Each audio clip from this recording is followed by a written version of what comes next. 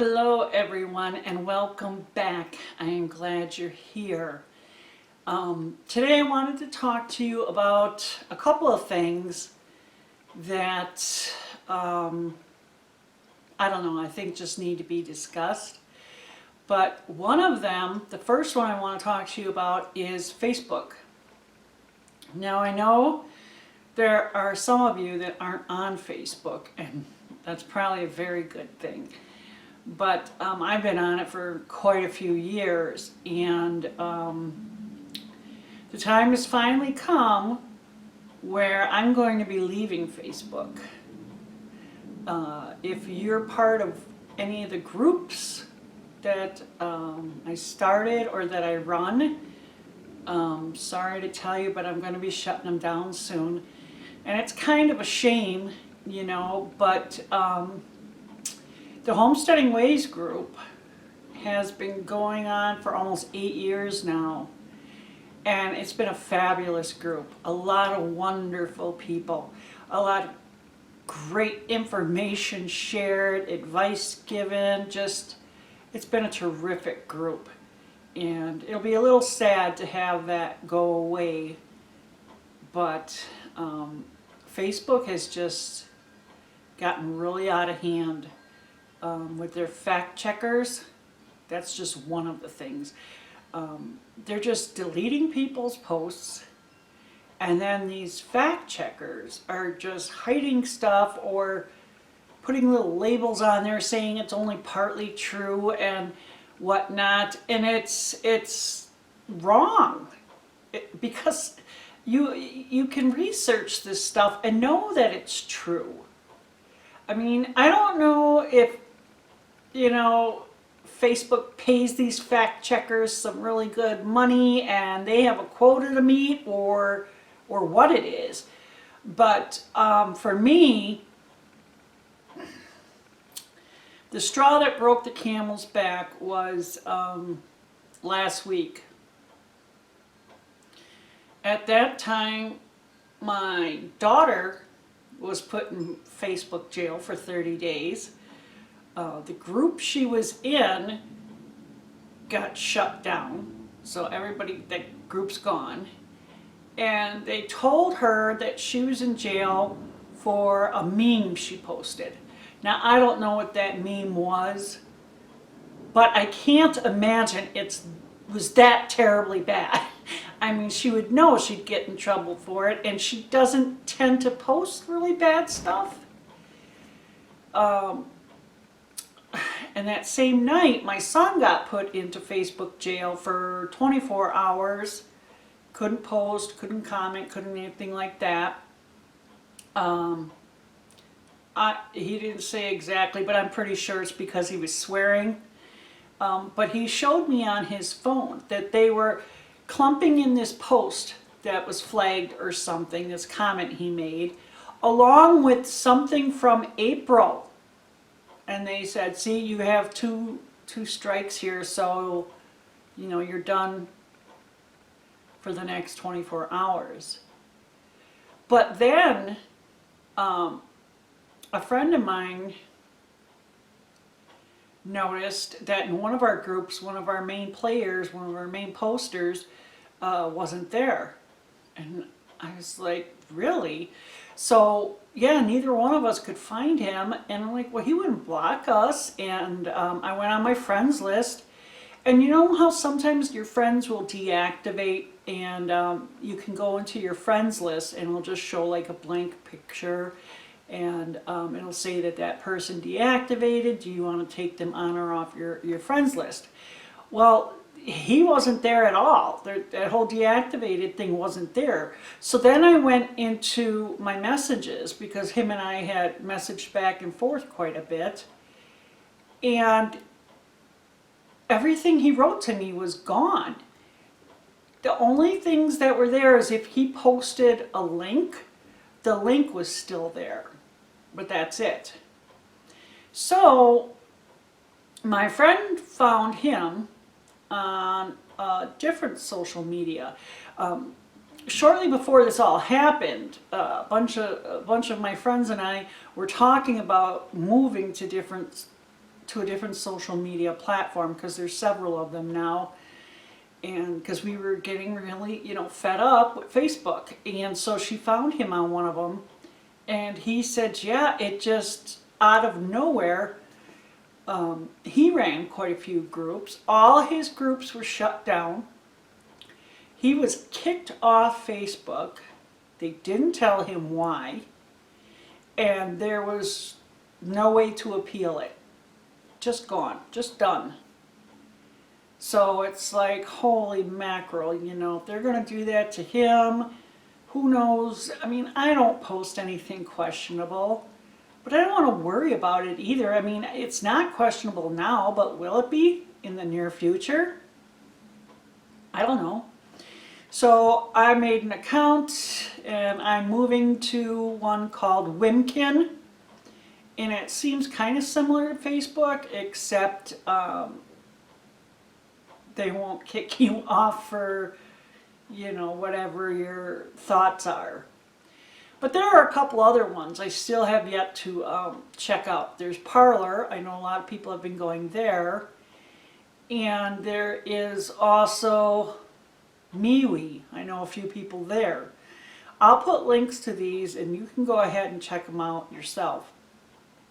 Now, right now on the Wimkin, it's kind of slow going because it's a whole new platform, but I've already joined a few groups, and I think it'll work out. So yeah, you might want to think about, besides all the information that Facebook has on you and continues to get, yeah, I would just think twice about it. The next thing I just wanted to talk to you guys about was food shortages. Now, I think we keep hearing about them, that they're coming, but right now I haven't seen it. I have seen prices go up. Yeah, I've definitely seen prices, especially for meat, go up.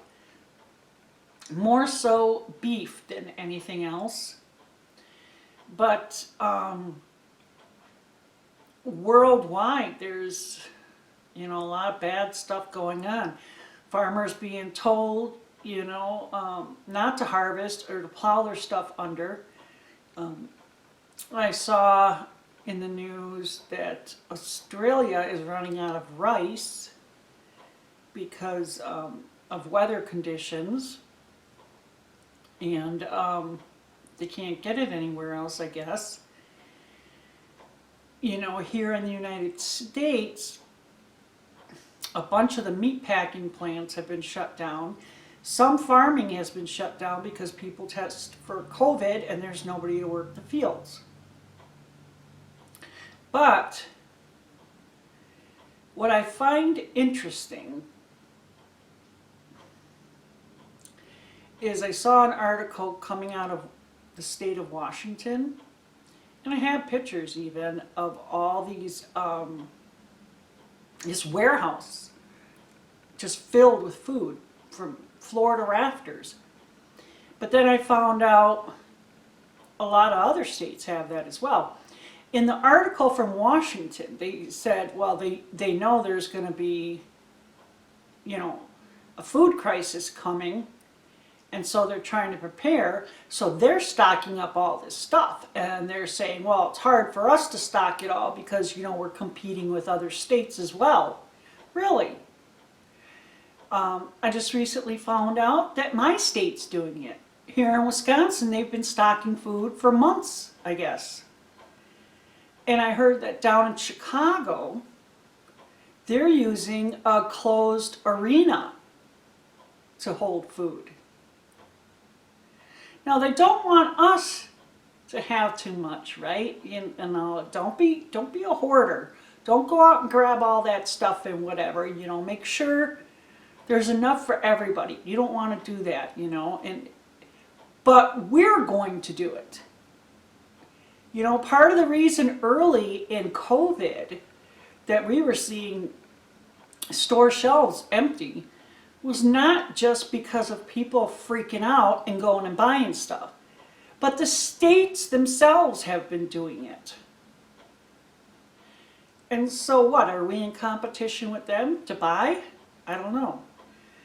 I haven't, like I said, I haven't seen shortages here. It may be a more regional thing, but I do see prices rising, and I really, the beef, and I keep coming back to that because I love beef. Beef is probably my most favorite meat, even though I like a lot of pork too. I don't know, it's just like beef to me is the most satisfying, I guess.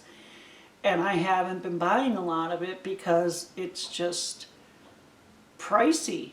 I mean, I'm sure I could get it cheaper, but I don't want to get, you know, low grade kind of stuff either. I mean, if I want what I want, I'm going to have to spend more money, and so I just have been going without. But you might want to think about that. You know, we all prep before winter anyway, because you just don't know if there's going to be storms or whatnot. Who knows what could be coming our way? Who knows? You know, and even with my stored goods, I learned how to sprout seeds, doing that, to eat fresh sprouts, so that even in the middle of winter, if I couldn't get to the store or something's going on, I can still have something fresh. You know, and I figured I can also grow a few leafy greens. I have a really sunny area over there, and if need be, I could grow some lettuce, some chard, not kale because I don't like it, but I could do spinach, and you know, maybe that's something you need to look into. China is really bad off food-wise. I read an article that said of all their farms nationwide, less than half have produced food this year. Isn't that crazy? Less than half, I think they said like 52% of their farms went bust. And a lot of it was due to the flooding. They've had terrible storms over there. Which brings me to North Korea. They're even worse off than China. And China is their main supplier. So if China doesn't have anything to give, I don't know what's going to happen over there in North Korea. I had read already a couple months ago that the leader, I forget his name, he had opened his private stores of grain and to feed the people. And that's grain that they hang on to for the military in case of war. But then, a few weeks after that, he declared an order that everybody had to get rid of their pet dogs. That's a sign of prestige or something coming from the Western world. And he was going to send troops all over the place to round up all these pet dogs. And I think most people do believe, even other governments, that he's rounding them up for food because they're that bad off. So, you know, some areas of the world are almost always in a food crisis, but between all the natural disasters and then interruptions in our supply chain because of COVID, it's going to mess up a lot of people. It's going to get worse for some, and it'll be a new awakening for others.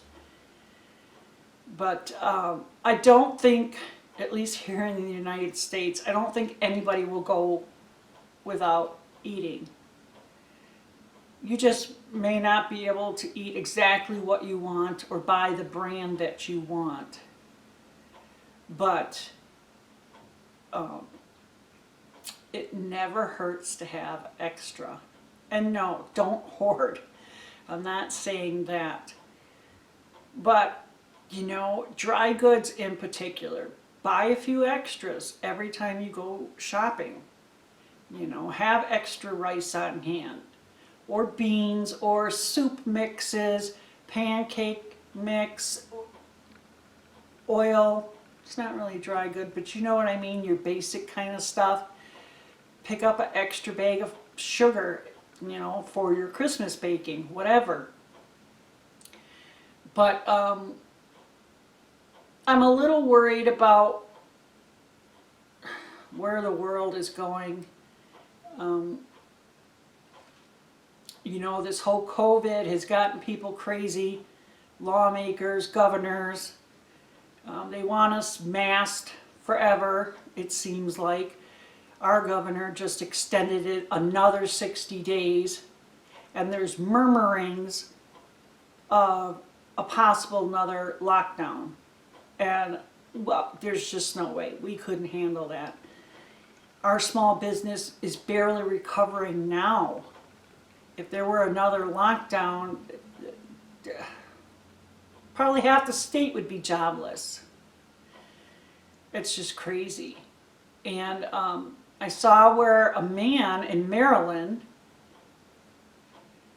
got not only arrested, but he's been sentenced now to a year in prison for having 2 bonfire parties during COVID. And each one of them said there were around 50 people there. I can't, and he was fined $5,000. I just can't believe that. You know, that's crazy. So they were all outside, you know, you're not having a bonfire inside. And yeah, he shouldn't have broke the, you know, gathering mandate or whatever, but a year? Really? Drug dealers don't get that. And a $5,000 fine. You know, they're really sending a message with that guy. And kind of like, I'm sure you all seen it by now too, the lady who was tased by that police officer for not wearing a mask outside. I mean, if you watch that video, it was like her own little family sitting right there, but then nobody else was really around because it seemed like it was kind of sparse, like maybe a lot of people weren't there watching the game. But, I mean, should she have put a mask on? Well, I guess if they were going to have a conniption about it, I think it's stupid, especially outside. But if that was the rule, the only way you could watch the football game, then yeah, she should have put the mask on. But to tase her? I mean, seriously, that's nuts. I don't know what this world is coming to. I really don't.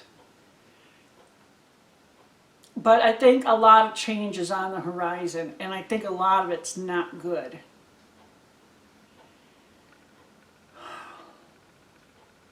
A lot of evil has really gotten into our country, and I don't think God's pleased about it. I'm not.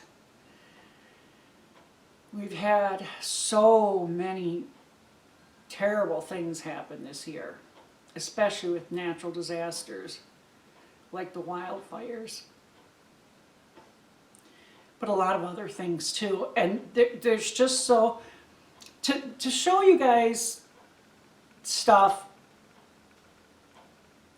where evil can come into your life, and you're just, I was sitting there scratching my head because there's a game I play on my phone, and it's like some mystery game or something, but really I play it because you got to find the hidden objects, and it just keeps me busy when I have downtime.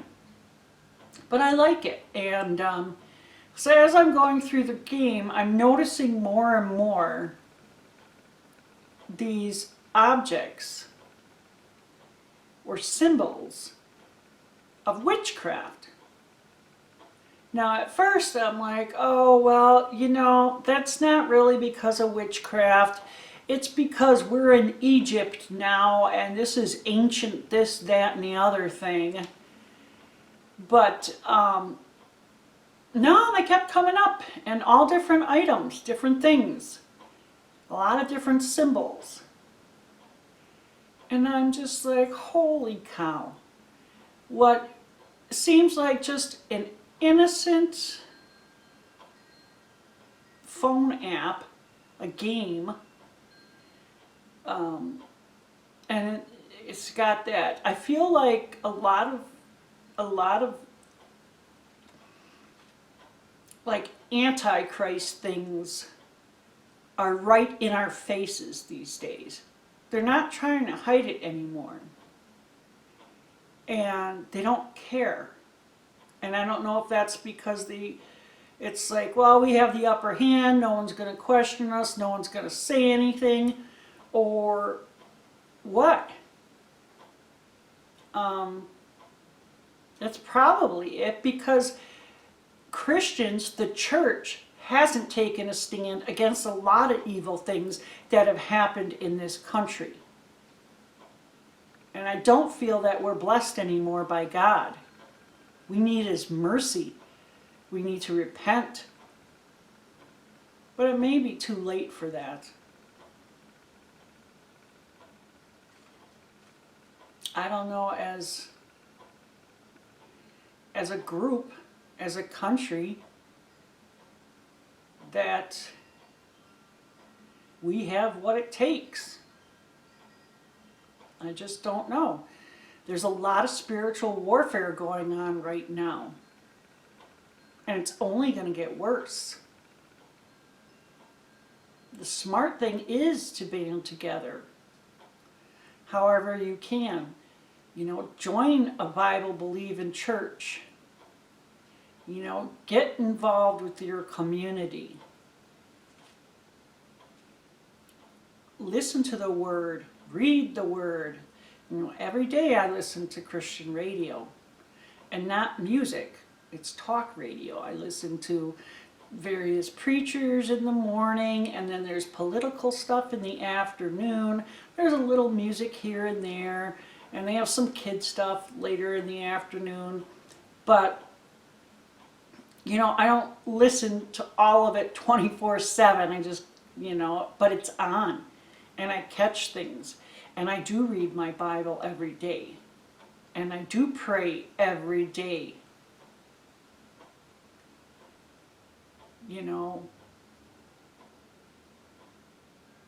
Good enough isn't good enough.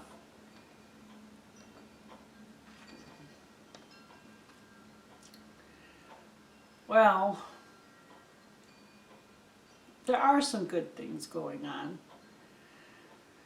Not enough, but there are some. Like the peace treaty in Israel. How incredible is that?